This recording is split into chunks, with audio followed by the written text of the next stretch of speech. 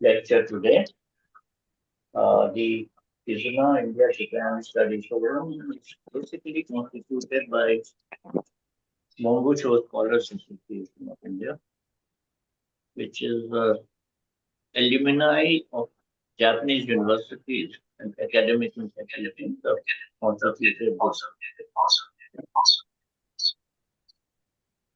constituted this association and is a part of strengthening and deepening India-Japan relations. We had launched this forum in 2018, essentially to explore lesser research connections between India and the studies on Indian diaspora in Japan, because the Indians settled in Japan way back, even before the diplomatic relations were established. And yet, their studies, information about them is lesser known, lesser researched. So we are very fortunate today. Already been published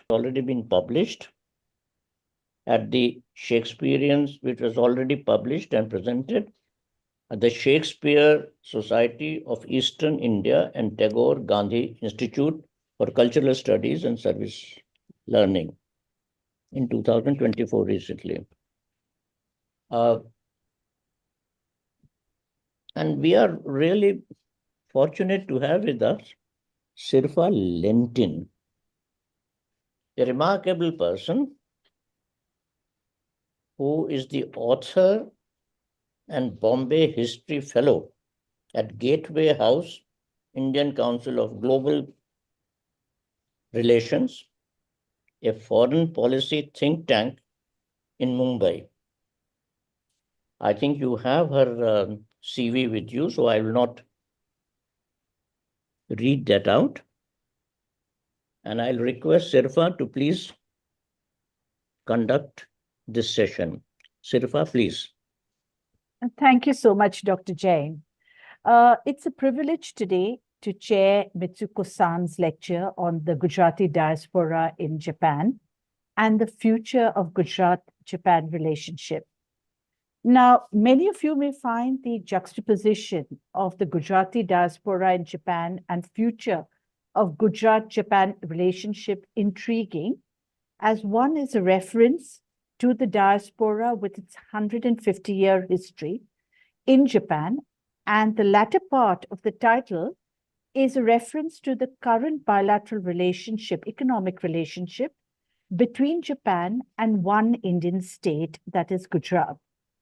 Now, to give you some context, when Mitsuko-san and I spoke on Thursday last week, I discovered that not only are both topics very close to her heart, but she has, as Dr. Jain mentioned, the necessary expertise in both to be confident enough to draw the connection between the past and the present. Now, just a little about what she's going to talk about and one or two of my own observations is that the Gujarati diaspora in Japan is part of Mitsuko's PhD on the comparative study of family business succession, for which she has interviewed both the old Indian business community and the comparatively recent Indian business families in Japan. I read your paper, Mitsuko. Thank you. Yeah, most of our interviewees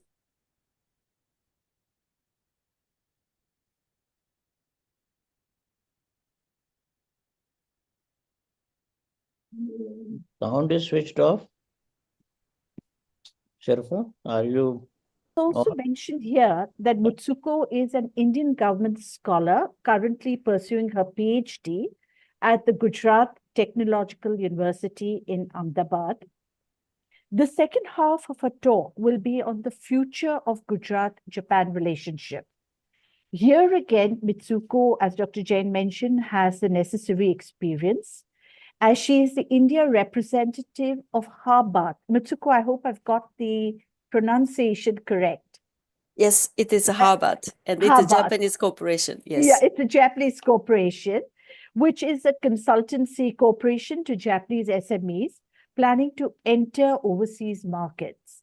Now, her India posting and her PhD program is the natural outcome of years of experience in the corporate world, as one of her slides will show you her impressive resume. So we all know where Mitsuko's thinking and knowledge really comes from. It's the years of experience that she has. Now, it is in this context that she will talk to us today about her ongoing research and findings on the Gujarati-speaking diaspora in Japan, their history, their business ethos, why they are successful in certain niche businesses for which they're well known in Japan, their global community and family networks, their religious and community ecosystem in Japan, and what they bring to the Japanese business culture, which it really differs a lot from. Now, as today's lecture is 40 minutes, there are a few observations on this diaspora I would just like to add, just for you to keep in mind in case Mitsuko-san doesn't touch upon it. One is that the older Indian diaspora in most countries around the world have a history that goes back about 150 years because of the greater mobility of people during the colonial period. What I mean by this is that most diaspora have this root during this period, although they may actually be much older because the bulk of the people immigrated during this time. In the case of Japan, in particular, the older diaspora, unlike in most countries, remained much smaller because of stricter visa regulations, which made it difficult for families to recruit staff from India, or what we know as community manpower. So, quite unusually, unlike other Indian diasporas, most Indian businessmen in Japan and their households in Japan have recruited from the local Japanese population. And they found, after even I've spoken to a few of them, they found their Japanese staff to be disciplined, hardworking, and loyal, almost like family members. I just wanted to make this point because this is what distinguishes the diaspora, this particular diaspora, from other Indian diasporas. Secondly, the role of colonial Indian banking networks like the Bank of Western India and Japan's Yokohama Species Bank, which had a branch in Bombay, must not be underestimated as they made possible trans-border financial remittances and payments for these family-run businesses in the late 19th and 20th century. Now, I'm just going to end because we're all waiting for Mitsuko to talk. But I must mention that I asked her on Thursday, why just the future of Gujarat-Japan relationship, as she's also very familiar with Mumbai and Bengaluru, where Japanese companies have a sizable presence today.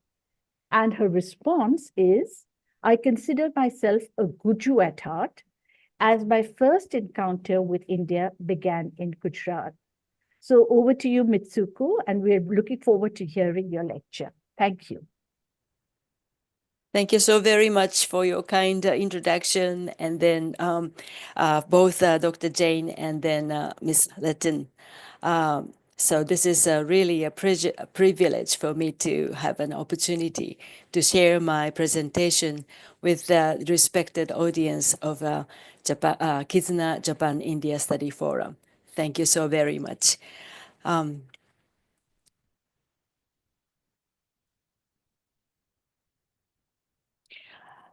So as Ms. Lentin introduced, I have been in business and my career was in relation to airplanes. Today, I realize that in 1903, December 14th, the Wright brothers attempted the fly for the first time at the Kitty Hawk, North Carolina today. As a scholar, I am novice, and then I attempt to submit my dissertation by the end of this year, which is soon and hopefully, or early next year, that is most likely. And I have worked at American companies for my living. and India is my heart.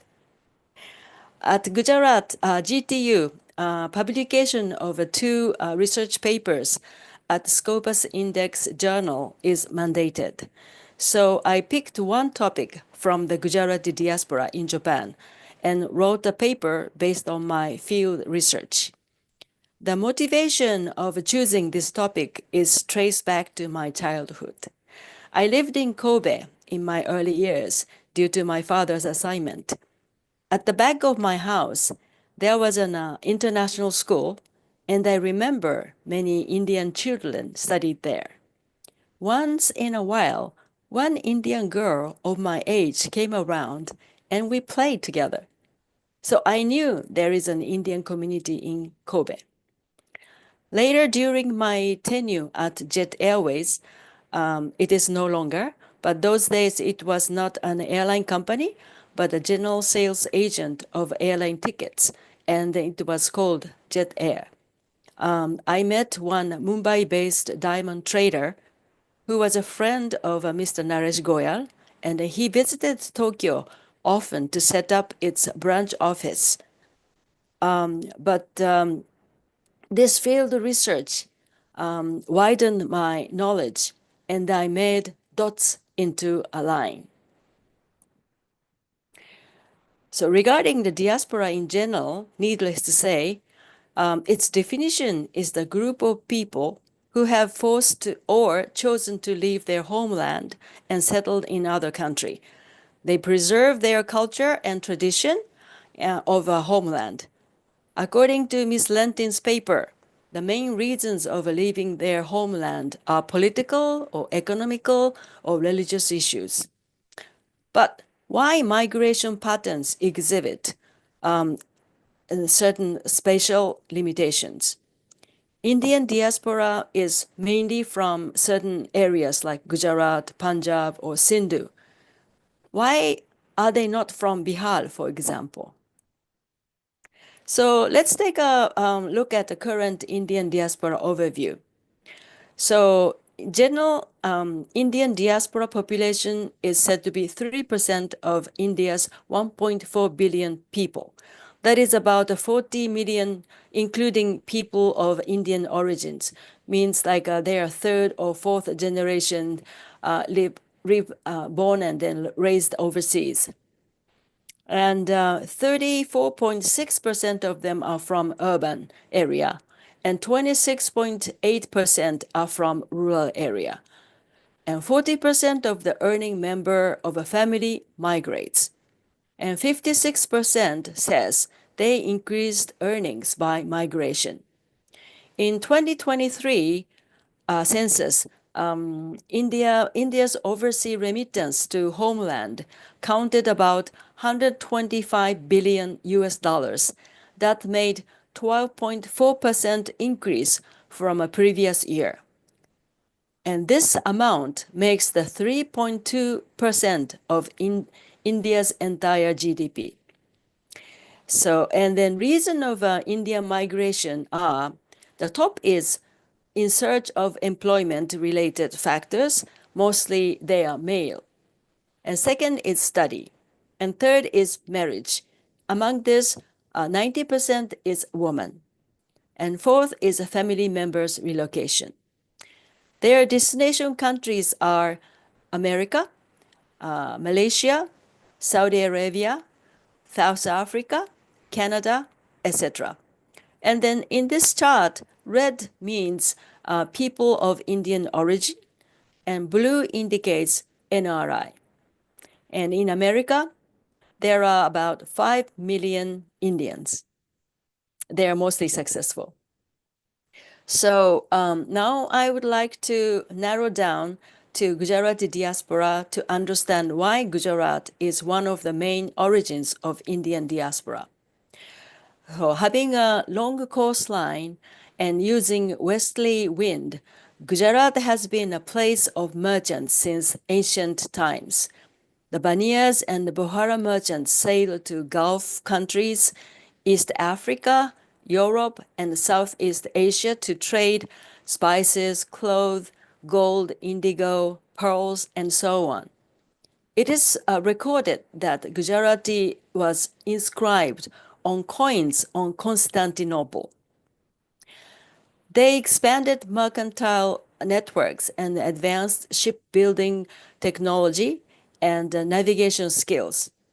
The Gujarati merchants constructed shrines and temples along the long coastline to pray for the safety of their journey, and they donated money to the temples and gave away precious gifts like commodities and then these curious things to the authority. That this attitude really solidified Gujarati merchants' social status. At the same time, there was a commercial network via road from Punjab, Afghanistan, and Iraq to China, which is known as the Silk Road. Those traders are Muslim merchants, and they traded silk, textile, porcelain, and gems, etc. Some of those Muslim merchants moved from Multan, currently it is in Punjab, Pakistan, to Gujarat in the late 19th century due to famine, and they settled in Gujarat and continue the trade via Silk Road. During the British colonial era, in the 18th to 20th century, the Gujarati diaspora continued with various different reasons. It is a famous story that most of the motels and hotels in America is owned by Patels. In the 21st century of the post-World War II, there were 3 waves of Indian voluntary migration. Especially famous one is the IT engineers migrated to America. While Gujarati merchants moved overseas for trade, Europeans also ventured for India, looking for precious commodities, particularly pearls. Natural pearls were only cultivated in 3 places in the world: Caribbean Sea, Arabian Sea, and Mannal Bay, which is off Tamil. And Cambay in Gujarat was the pearl accumulation area, along with other precious stones and gems. Those pearls decorated queens and aristocrats of those days. So this is the photo of Queen Elizabeth. Her gorgeous garments are not only diamond, but it has a lot of pearls in it. So now I would like to explore how Gujarati diaspora reached Japan. The pioneer traders were Muslim merchants via the Silk Road. They learned there was a good quality silk in Japan, and came from Shanghai to Yokohama in the late 19th century. The Japanese samurai government has ruled Japan peacefully for about 260 years by the closed-door policy, which was forced to open by American. And Yokohama port was opened in 1859, followed by Kobe in 1868. The new Japanese government promoted the trade to earn foreign currencies to build a modern and strong nation. Thus, the Bombay route ocean liner was inaugurated by Japan's NYK and Tata.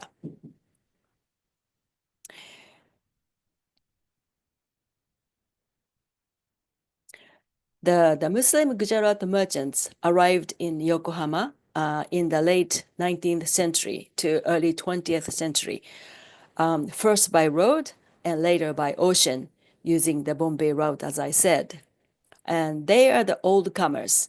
And then they settled down in Yokohama first. But after the great earthquake hit in 1923, they fled to Kobe, another international port city. And they started to form the community by chain migration. Chain migration means when there's a pioneer who makes success, the followers continue to migrate by the old comers' help. So this made a Kobe Indian community with a high density of Gujarati, particularly Jains. because of some reason I will talk about. In the 90s, one Bombay-based diamond traders came and then set up a branch office in Tokyo, Tokyo's jewelry town. There came many more diamond pearl jewelers, and they are newcomers, and then it is made of a high density of Gujarati, particularly Jains again. When Jain population is 0.4% in India, Kobe Jain marks about 50%, and Tokyo jewelry town, Jains are 62%, which is a remarkably high density. And there are other Indian community in Tokyo as well, which is the also newcomers of IT engineers.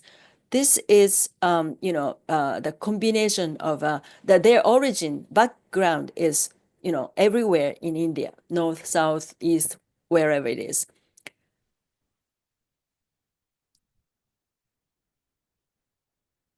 Okay, so I would like to talk about Kobe Indian community. Kobe is an international port, as I said, and then it's not just limited to Indians since the port opening in 1860s. But Kobe happened to be an ideal place for pearl traders. Pearl natural cultivation sites are nearby, which is like Iseshima, which is very close from Kobe. And then there are mountains at the back and the ocean in front that makes ideal lighting for pearl processing. And it has the port to ship the product to the world. So there's a pearl street with a cluster of Jains and Javeris along the road in one area in Kobe. So in this community, there's a Jain temple, mosque, synagogue, church, and Buddhist temples in this very tiny area. And there are schools for foreign students, particularly for Indians, and then Indian club, and then the Chamber of Commerce, also in this compact area. Indian school এত বেড়ে যাচ্ছে নিজে বাচ্চাকে ইন্ডিয়াতে আনবে তার আগে Indian স্কুলে So they preserve homeland culture, heritage, and identity there, and makes a strong network in Kobe. So let's take a look at the Tokyo newcomers Gujarati community. There is one district called Okachimachi that has developed to be a jewelry town since 17th century. In the beginning, there was a cluster of Buddhist temples nearby, and temple ornament craftsmen thrived. Later, there was a brothel district also nearby, and those ornament craftsmen also made ornaments for prostitutes. That made a town known for jewelers.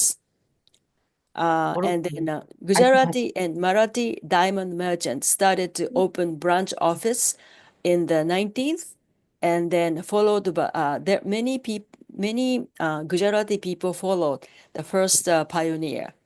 And interestingly, most of the current diamond or pearl merchants in Okachimachi were sent by their companies and then asked them to set up a branch office. And shortly after, most of them became independent. And so not all of them are from diamond caste by birth, but they are Gujarati and Jains. And in Tokyo, there is a small Jain temple and the tight Gujarati community there too. So now I want to suggest how, so here's the observation from the field work and then interviews and researches of two Gujarati communities in Japan. So the Gujarati ethos is expansion-oriented and then regards overseas as an opportunity. And they add earnings from Japan to accumulate family wealth. And Gujarati traits are followers of a successful pioneer. And there's a remarkably high concentration of Gujarati, particularly Jains.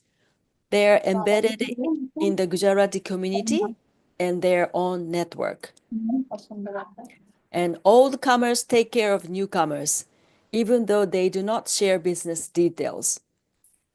That's what, this is a quotation. I get it is from the interviewee. So Japan-based Gujarati Jain tend to be very secretive and then close their doors to strangers. The same remarks I received from one of the professors at the Kobe University. He tried to interview Jains in Kobe, but it was very difficult for him to interview them. They preserve strong Gujarati Jain culture. So they have, the temples and schools and chamber of commerce and all these places are there. And then Indian diaspora community tends to prefer their children to study international schools and avoiding Japanese public education. So as a result, such children have other jobs than their parents' family business. Even though some children who were educated in Japanese education system and become localized, they prefer to work at a corporation or professional occupation like doctors or lawyers. As the diaspora gets older, the community and their family firms could wane in the future in Japan. So now I want to suggest how the future relation of Gujarat and Japan can be, as I'm connecting Japan and Gujarat business. I have observed the Gujarati mercantile traits from diaspora behavior in order to make ambidexterity innovation. Gujarati and Japanese have synergy to compensate what one doesn't have. Ambidexterity innovation is a business strategy that involves balancing the exploration of new opportunities with the exploitation of existing capabilities. It is a way for companies to simultaneously pursue incremental improvements and explore new markets, technologies, and business model. Japanese are good at exploitation of depth of knowledge. Japanese really want to work in make things better and kaizen and all. But generally speaking, they are poor in exploring new market, especially foreign countries like India. But this is the strength. Exploration of a new market is a strength of Gujaratis. And then, so, Gujaratis are probably not as good as Japanese exploitation of depth of knowledge. Then when Gujarati and then Japanese manufacturers, partners, then we have the synergy and then area to compensate each other to make each other's weakness stronger. So the future of Gujarat and Japan relationship is concerned. We have been observing drastic, progress since year 2007, which started with Prime Minister Modi's Japan visit.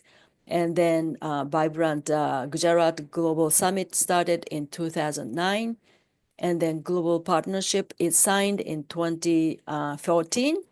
And then Kobe Ahmedabad sister city relationship is signed as well. And then this year, Suzuki new factory is coming into with a lot of investment. And then I heard that there's another sister city relationship going to be signed shortly. And then the Japanese companies answered the factory candidate location. The number one is the Ahmedabad with a distant second of Bengaluru. And then according to JETRO, 35 Japanese companies and 358 factories and offices entered Gujarat already. And then into 2 industry parks. And then this becomes the automobile hubs. And Suzuki, for example, made a 32 billion rupees investment. And JETRO thinks that this number of Japanese entity will be double in 5 years. And Japan Industry Institute of Manufacturing Skill Training by Japanese Manufacturing Way is also inaugurated, and then training many Indian workers. And then there will be a high-speed railway. Shinkansen is coming soon, and metro system project is also going on. So there are a lot of good things happening between Gujarat and then Japan already. But these are mostly Japanese large corporations. So what I'm thinking is that, the small medium enterprises has a bigger is bigger by number. So I believe not only large corporations, but small medium enterprises partnership and the entering into Gujarat will be really crucial and beneficial for both both countries. However, there are area of improvements. Particularly, Japanese people do not know much about India. And especially, those small, medium enterprises, they're very hesitant because they don't know they're ignorant about India. And then probably Indian people, Gujarati people don't know much about Japanese way of doing business, etc.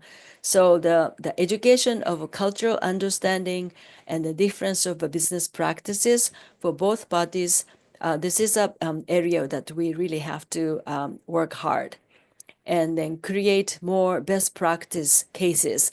Like automobile is concerned, Suzuki is the best practice, and then many people follows. But we hardly see any best practices among SMEs yet. There are still, but we have to have more. So this is what I think, that the future relationship and then more economic prosperity for both sides, we need to invite more SMEs to partner with. So just for your reference, the size of SMEs, this is advice from Ms. Lentin. So when I say Japanese SMEs, their turnover is defined by industries, like industrial or wholesaler, a turnover less than Indian rupee 22 crores. If it is a retail or services, then a turnover less than Indian rupees 11 crores. Or if it is restaurants or food processing, FMCG, then turnover is less than Indian rupee 5 crores. So according to this size, probably India's small enterprise, not micro, not medium, probably this segment is the good match with the Japanese SMEs. So that's all for my presentation. Thank you for your attention. I do appreciate.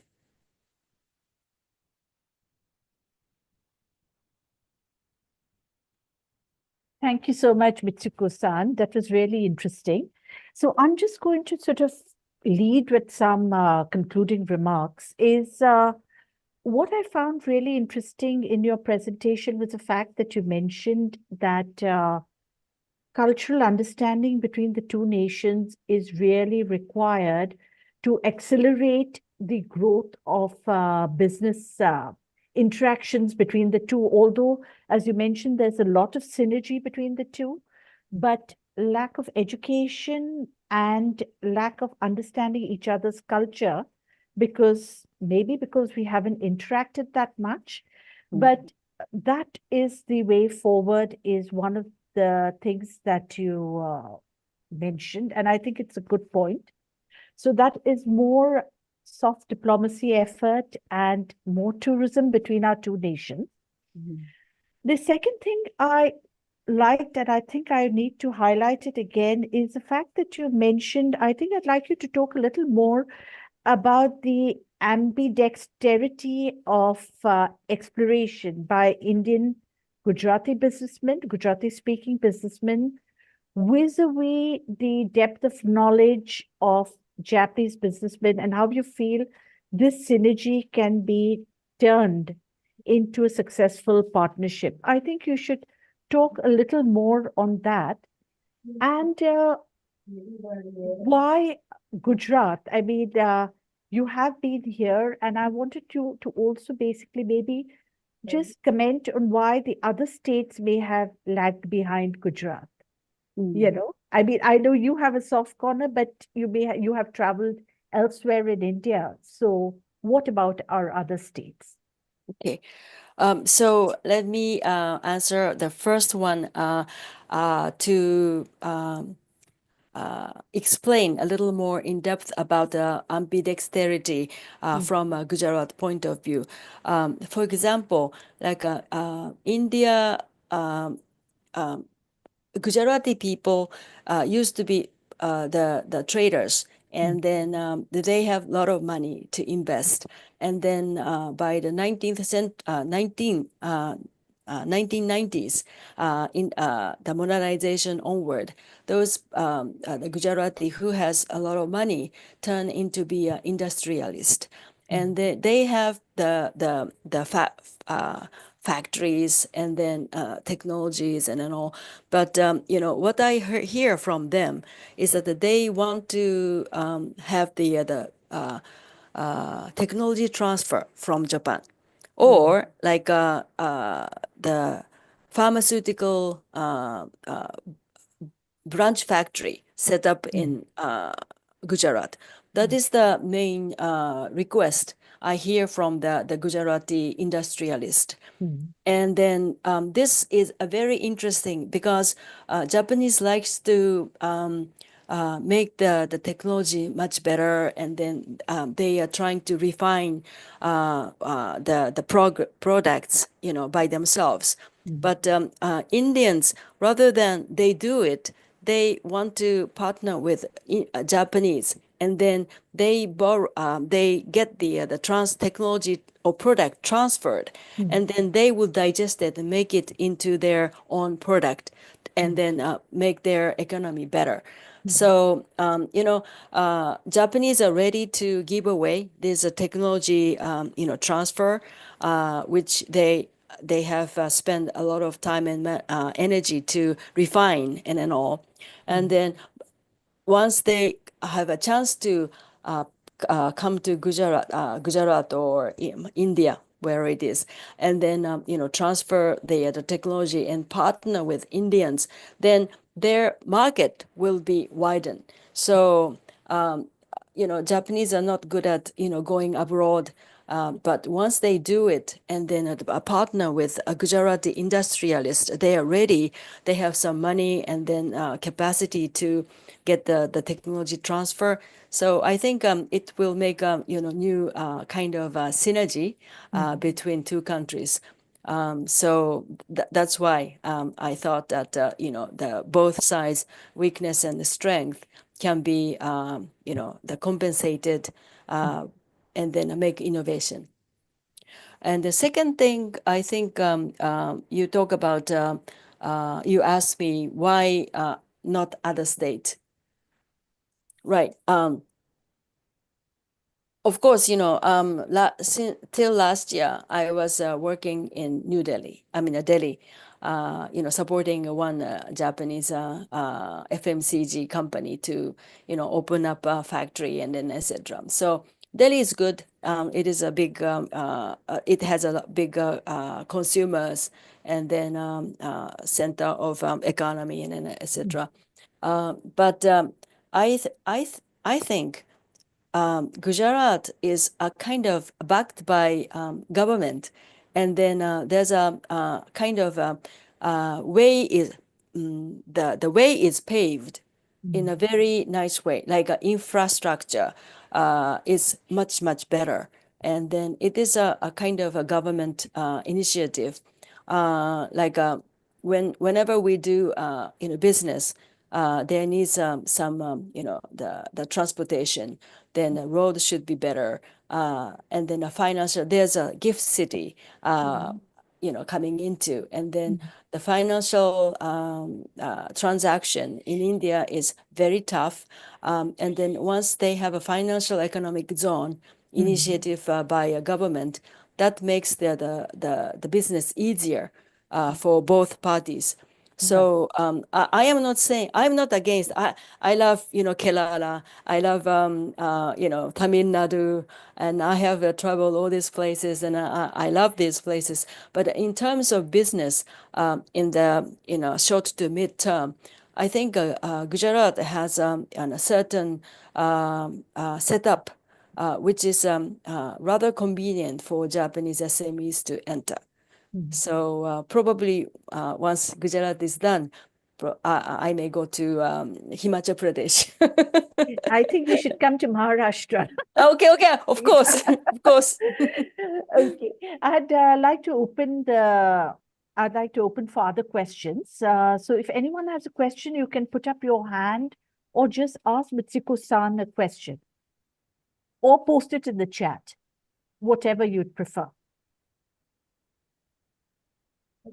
Yes, okay, we've got two questions, one by Dr. Ashok Jain and one by Uzuma Yoshiro. So, Dr. Jain, would you like to ask your question first?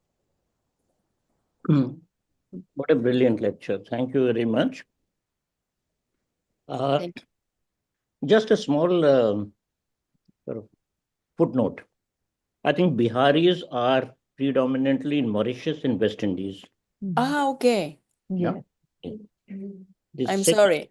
No, that's okay. The second observation is that just like the jewelers have a city, almost a town in Tokyo, do you envisage an IT town coming up near Tokyo? IT town. IT professionals. Now, it's not a town, they may not be diaspora, but somehow there is a concentration of IT people in certain Yes. locations. Yes. And yes.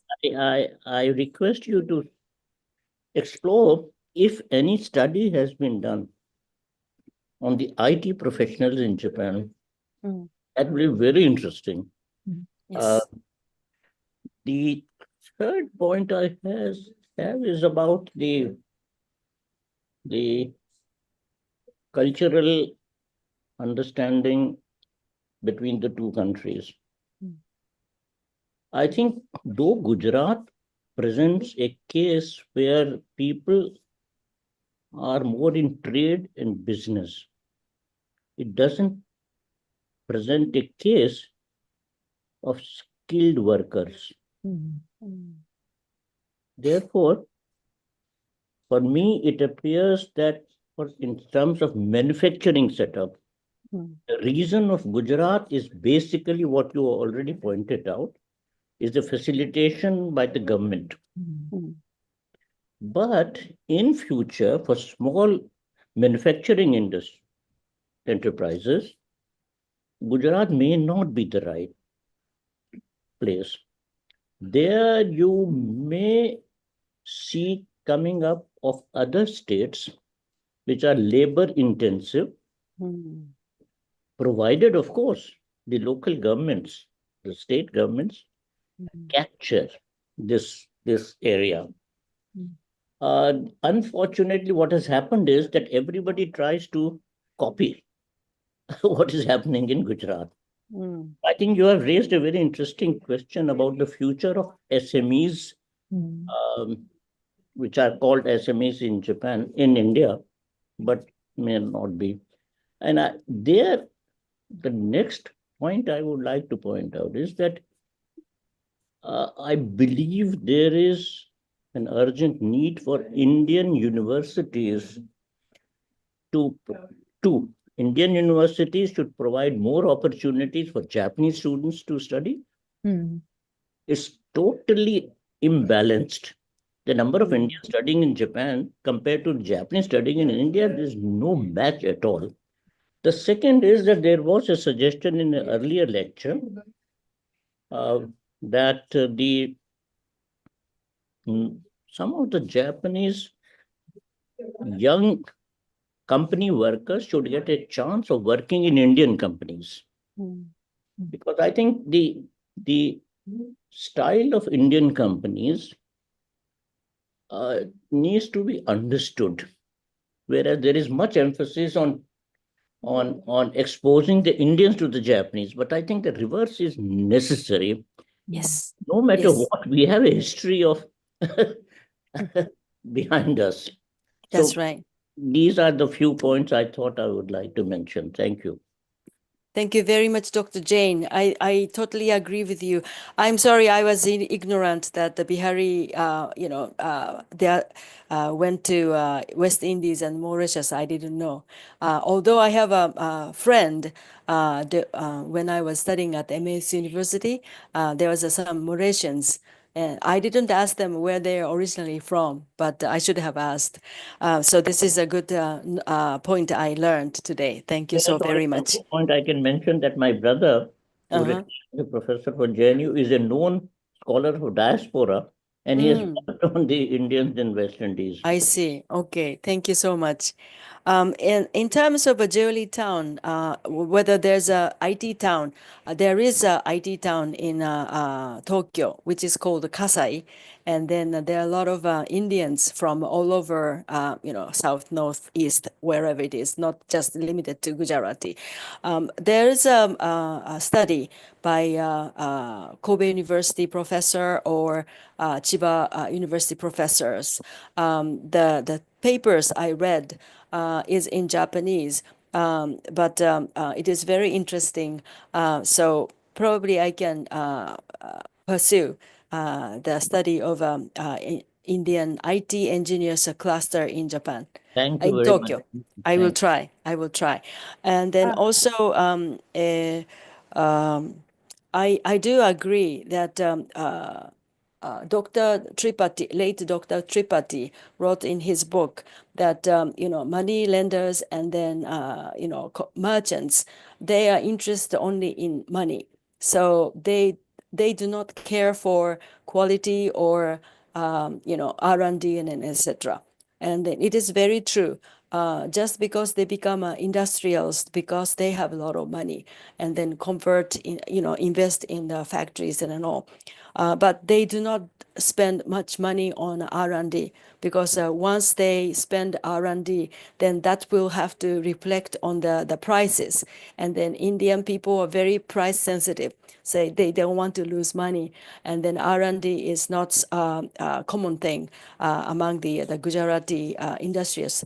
I do observe that, and then I truly agree with you. And then you suggest that probably in other states like the labor intensive areas and then more manufacturing should be suitable in other areas. I will look for some other states, and then I will continue my further study to see if there's another opportunity in all. And then I do agree 100%, more 200% that, the interaction is not one side. I know many Indian people are coming to Japan for study or to work for tourism as well. But in contrast, probably the number of Japanese students or young people who want to come and work in India is kind of still very in shortage. When I was selected as an Indian government scholar a long time ago, I was probably one of the very, very, strange person in Japan. Everybody headed for America, and then no one wanted to come to India. But I didn't go to America, and then I came to India. At the beginning, I regretted why I didn't go to America. But at the end of the day, I really think that I made a brilliant decision that I came to India, not America, because I learned so many things, new things that not so many people know. And then I am going to probably teach at university next year. And then I want to tell and encourage young Japanese people that they have to see and then travel to India and then see the country and the culture. There can be a lot of, disappointment as well, but that is a good education and then opportunity for growth.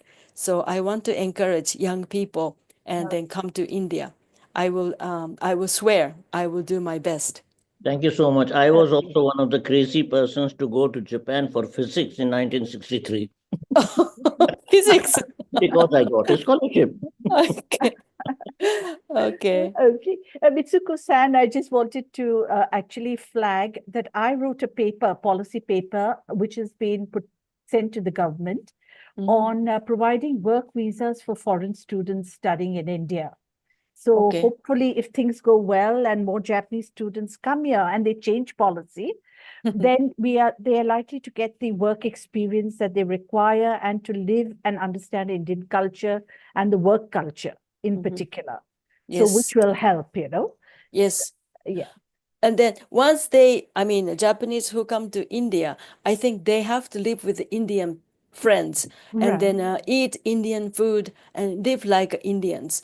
I mean, some of the Japanese people who are assigned to work in India, they try to keep like, eating Japanese food and don't have many Indian friends.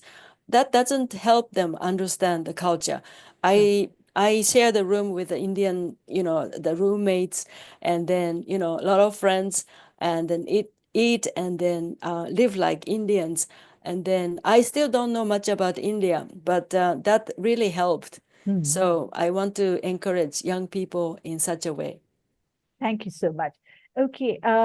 Shushila, would you like to ask your next question?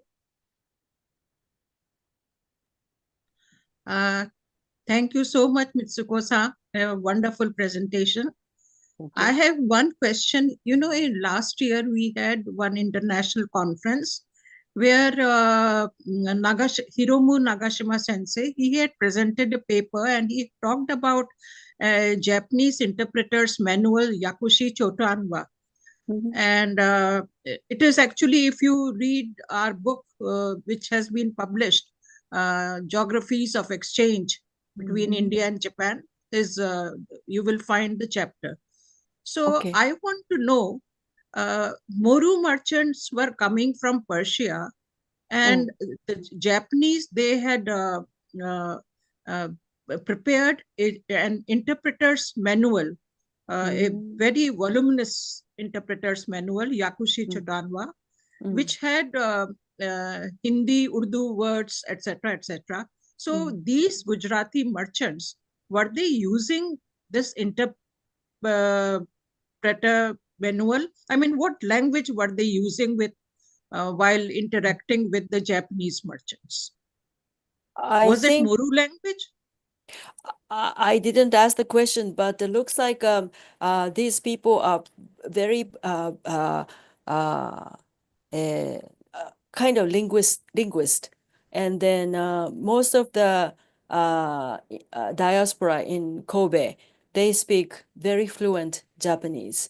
So I think they observed it is quicker. They learn Japanese than Japanese learn foreign language. No, I am talking of mid 17th century when at that time, of course, now they speak fluently, but at that time when they came for the first time and when they intermingled with the Japanese merchants, I mean, did they also use this interpreter's manual, Yakushi Chotanwa, and were they also using Moru language to communicate? I see. Actually, I don't know, and then I have to search for it. I'm sorry, I don't have the answer. But in the late 19th century, Japan started to have a lot of interaction with the foreign countries, and then there are quite a number of Japanese interpreters, also foreign interpreters, which is English, sometimes French or German. So my guess is that even though they don't, speak language, but there must be somebody who are fluent and then translate for them, I think. But I'm not sure. I have to search for it. Because I think the interaction between the merchants, not only in Japan, but also because these merchants, they came via Southeast Asia. Yes. So, and they also met Chinese, and they used to come in Chinese ships and junks. So, That's right. And that's how this Moru language was, I think, evolved, and the interpreter's manual was prepared. In fact, Nagashima Sensei has thrown a lot of light on this. And maybe, if you read that chapter in that book, Geographies of Exchange between India and Japan, which was published last year by us. So Okay. maybe, you will find something. So Yes. Thank you so much. Thank you so much. I will definitely read that and then study it. Thank you so much. Thank you. On this point, which Professor Shushila has raised, is I am aware that Parsi merchants in Japan, there used to be a lot of these slim Parsi books where they had actually, they actually sort of they actually have got Japanese words for each Parsi term, which they were able to use to communicate with the Japanese people, especially when they traveled to Japan. So I'm aware because our Kyarkama Institute has quite a few of these books. So it's there, I mean, for certain communities. So Gujarati words, what is the Japanese equivalent for that word? So I'm aware of that, but I'm not aware of what Professor Narasimhan has said. Okay, I think Asumo Yoshiro would like to ask a question. Okay. Yes. Well, I cannot agree more to the discussion raised about the one-sidedness of the exchange of human resources. I worked at IIT Delhi, and I can tell you that there has been absolutely zero Japanese degree student in the whole IIT system, and it's probably close to zero in any area of science and engineering. There have been only a few, a term or two, temporary students. The Japanese ambassador to, the Indian ambassador to Japan, C.B. George, told me during the summer when I was in Japan that there are about 1,600 Indian students studying in Japan, and that's really not enough, too small a number, but it really has to be increased. So I asked him, what about the other way around? And I told him about this absolute zero situation. About the other way around, and he did not really have anything.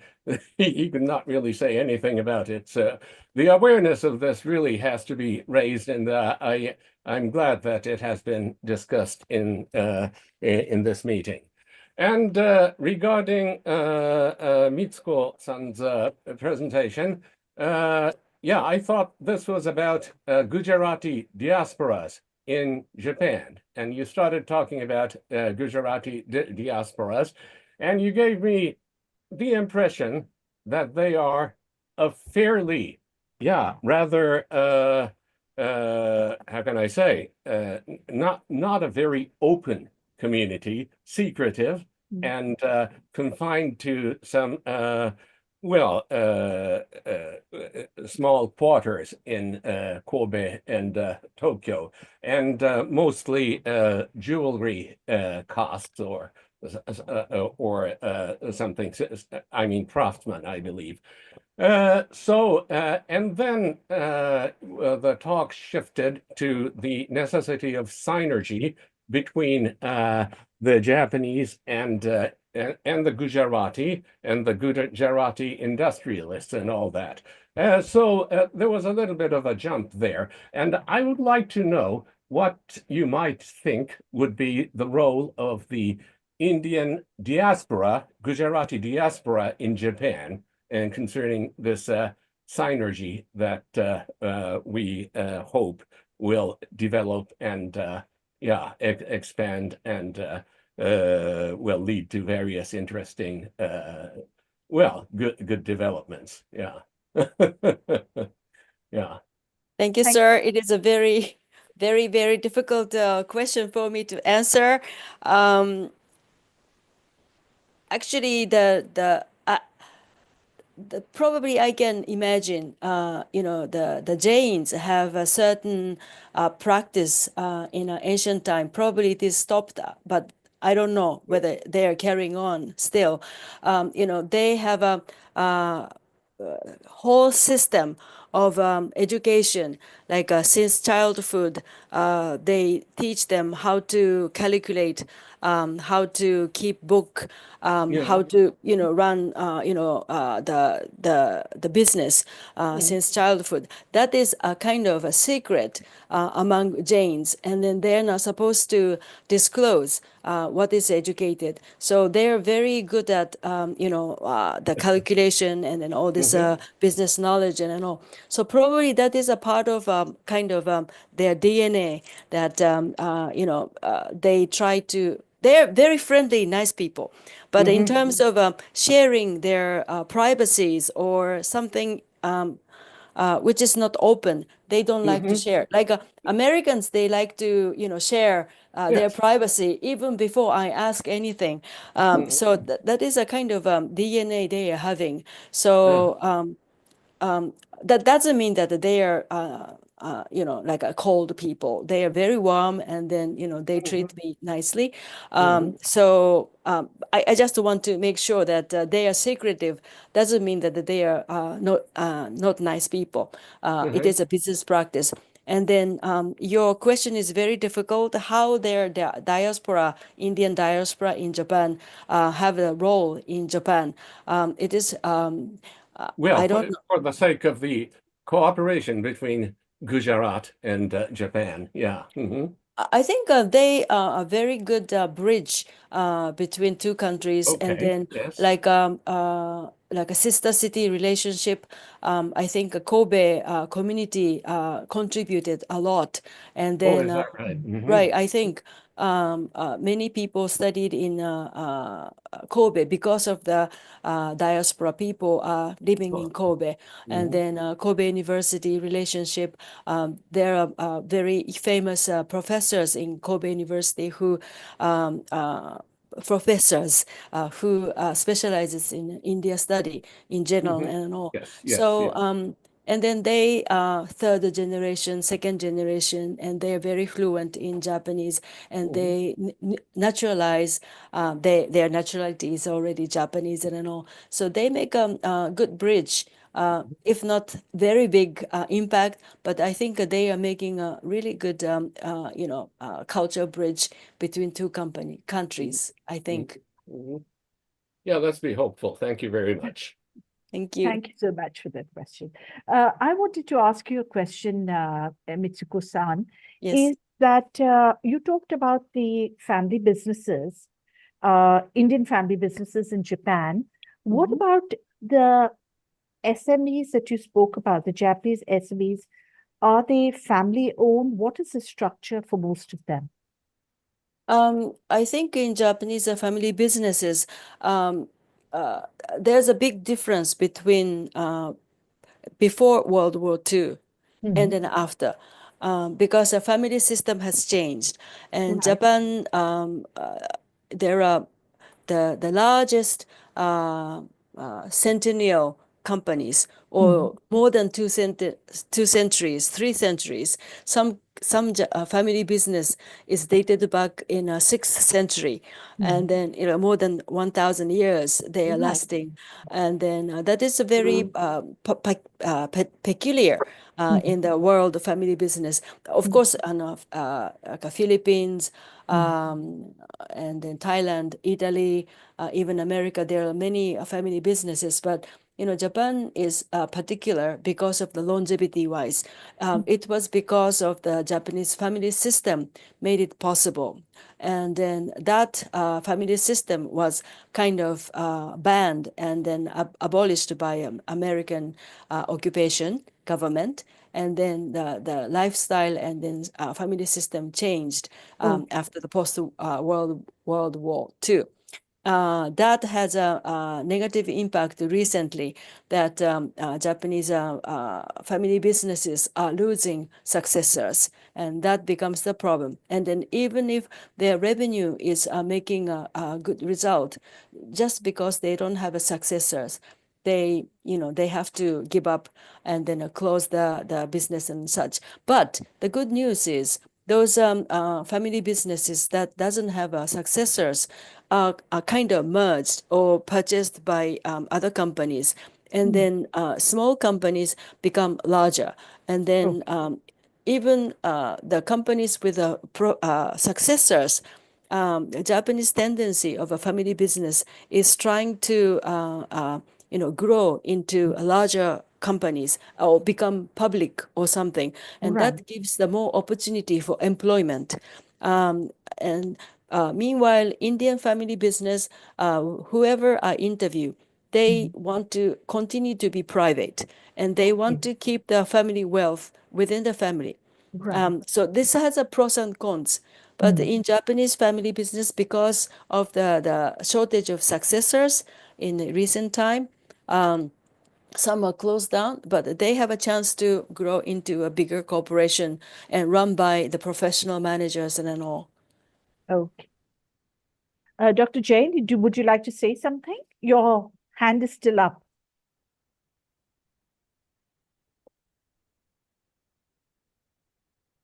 Okay.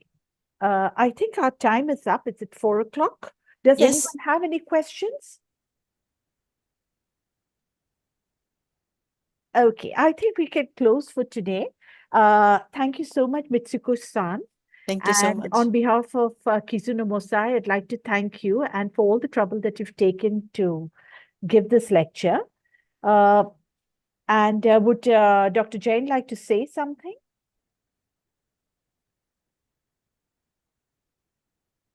I don't think he's on.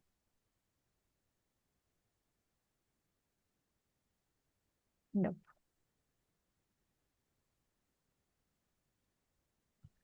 I think Dr. Jain's connection is disrupted or something. Okay, what should I do, Shushila? Should I close the meeting? No, Or wait for- you Yes, can wrap up. You can wrap up, and I'll thank the audience. Okay, okay. So today we've really heard a very interesting lecture, and as one of the audience also mentioned, that there was a leap from the past to the present, but we've also realized that there is a certain continuity even in that leap, as we discovered in family businesses and how they still continue to this day. So, of course, most of the old Indian Japanese businesses today their children are becoming professional. Most of them have got properties there, they're well established, and we have a new generation of Indians coming to settle down. So now we are hoping that, as what Mitsuko-san's work is, to bridge the two countries and bring Japanese businesses to India, and hopefully more Indian businesses will set up in Japan. So thank you all so much for being present and being patient with me and Mitsuko-san. Thank you so much. Thank you so much. Thank you, Mitsuko-san. Thank you.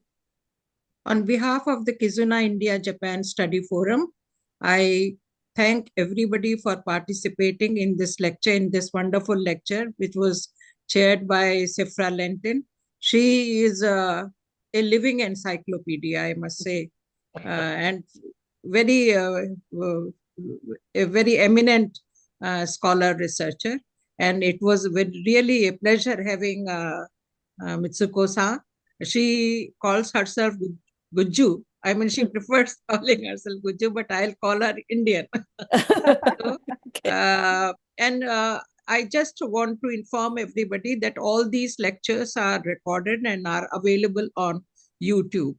So, and I can see Nagashima Sensei also. I just mentioned Sensei, Nagashima Sensei, about his Yakushi Chotanwa. I mean, that interpreter's manual, which was prepared by the Japanese when the Moru merchants used to come visit Nagasaki. So I just wanted to, I was keen to know whether these Gujarati merchants, when they came first to Japan, whether they were also using that interpreter's manual. Anyhow, I think Mitsuko-san will look up this, and maybe she can add this to her research work. Thank you so much. Thank you so much. I will do that. Thank you. Thank you. Thank you all so much. Thanks. The next would be announced on the website. Thank you, Dr. Jain. Thank you, Thank Dr. you. Jane. Thank you, Ms. Thank you. Lentin. Thank you, Sushila-san. Thank you. Thank you, Thank you so much. Mitsuko-san. Thank you so much. you. Thank you.